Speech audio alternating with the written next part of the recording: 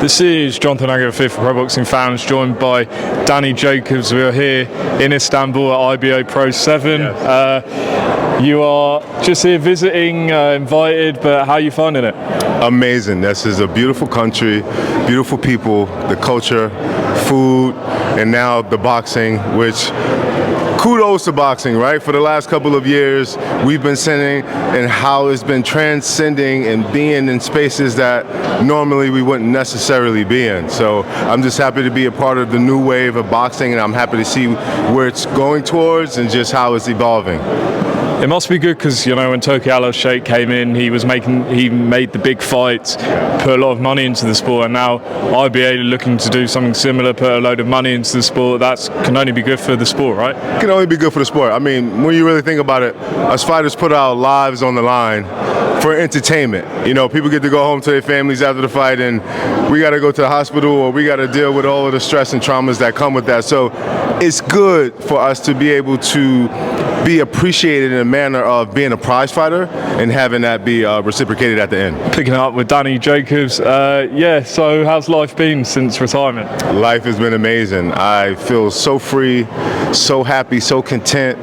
I left behind an amazing career, in my opinion, and I hope that in the long run it's received as maybe a Hall of Fame run, and then maybe I'm one of the best of my generations, you know, and that's all you could ask for. No one can ever be the great. It's so opinionated. It's so just, you know, individual thoughts. I can't myself say, even though we all want to go out undefeated, Floyd Mayweather 50-0, but at the end of the day, it's for the love of the sport. When I go inside that ring, I do it for the fans, I do it for myself, and I just do it for the legacy. So I'm happy now, and there is nothing else that I need to do to make me feel like I didn't put my all on the line. No, you fought the best guys, Canelo, Golovkin. Is that why you're so content, because you went in with everyone? Yeah, for sure. I mean, I fought the biggest names of my generation, and so the guys that I respected as the top tier competitors, I got a chance to share the ring with. Win, lose, or draw, or even being controversial, people were able to put respect on my name and say I belong, you know? Is there anyone you didn't fight that you wish the fight had happened?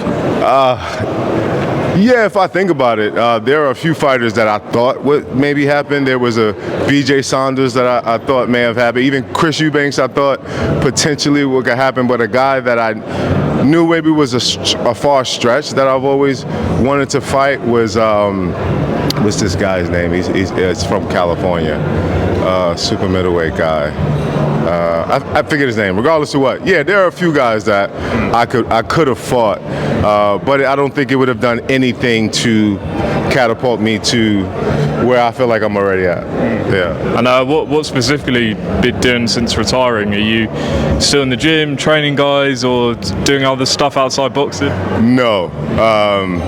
So I like to look at my life as a journey, and boxing was a certain portion of that journey, and once that chapter was closed, now I'm looking forward to doing other things. So I'm getting involved in so many different other things, charity work, being able to tell my story across the world. One day I want to be a motivational speaker. I think this is something that can truly impact the world, impact sports, the mindset of the youth, or even cancer patients, what it takes to actually get to the mindset where you say mind over matter can truly beat anything. So I want to be able to spread my word. That's what I've been cultivating, and hopefully in the near future you'll be able to see some of it.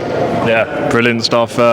One thing I've wanted to ask you is you're one of the first fighters that sort of took a punt on Eddie Hearn when he came to DAZN in the US. Yeah. What convinced you outside of money that was the right move at the time? Because he always says, like, you know, some fighters were skeptical, new app, new guy in the US, but what was convincing you?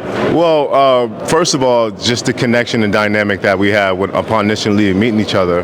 I'm about energy when I connect with someone. My very first manager, Al Heyman, was the coolest guy, great energy, laid the outline of my career and sought to that. But then when I got with Eddie Hearn, it was pretty much the same. It was a good energy, good vibe initially early on. And then I saw the game plan. I saw how effective he was in his promotion. I saw how he fight for his fighters, and he is the voice in his own, but he's a voice for the people. Not the people, excuse me. the people of his company, people of his promotion. He really represents them, so I like that. And I'm proud to say that I was the very first American fighter to embark on this matchroom journey. Yeah, and you had some big fights together, obviously. Talk to us about Canelo's fight with Crawford. Have you actually had any time with Crawford in sparring or anything, and how'd you see the fight go? Well, I didn't have time in sparring, but I had at least over 15 years of knowing him, amateur, professional. I've seen where he started.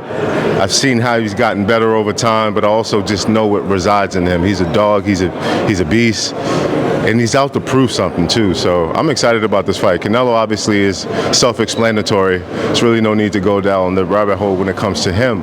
But I do see this being as a 50-50 fight. But if I was a betting man, I would bet on Crawford. But also too, you can't count Canelo out. I mean, would go in, I'm assuming, as the favorite, which is rightfully so. A lot of people say that version that you fought was probably the best, Canelo Alvarez. And since then, obviously, naturally, he's slightly declined. Yeah. Do you see this decline that people talk about? Well, I can see in increments because Canelo, which I've always said is an amazing legendary fighter, but he fights in spurts. So sometimes it takes for the opponent to actually initialize him giving the best. When he was faced with me, the opposition that I had and what I was giving him, it was just a lot. Whether it was boxing, whether it was coming forward, but most importantly, it was the punches and bunches. And so he was forced to either stand there, wait for the right time, or be combative and go back at it. So I think that's what Crawford may have to do. Push the pressure, make Canelo fight, or maybe just play it safe, win on points, you know? Lastly, Pacquiao against Barrios coming up. Who have you got in that one? I've got Pacquiao, simply because I'm the biggest fan. Age and father time obviously is a factor, but Pacquiao has worked wonders throughout the years, and so we can never discredit him. So I'm just happy to see him in the ring, whether it's one more time or the last time. I love Pacquiao. Danny Jacobs, the Miracle Man, appreciate your time. Tell everyone where they can follow you and where they can follow the rest of your journey after boxing. Yes, you can follow me on all my social media platforms at Daniel Jacobs TKO. There you go, follow him up. Danny, appreciate your time. Thank you, brother.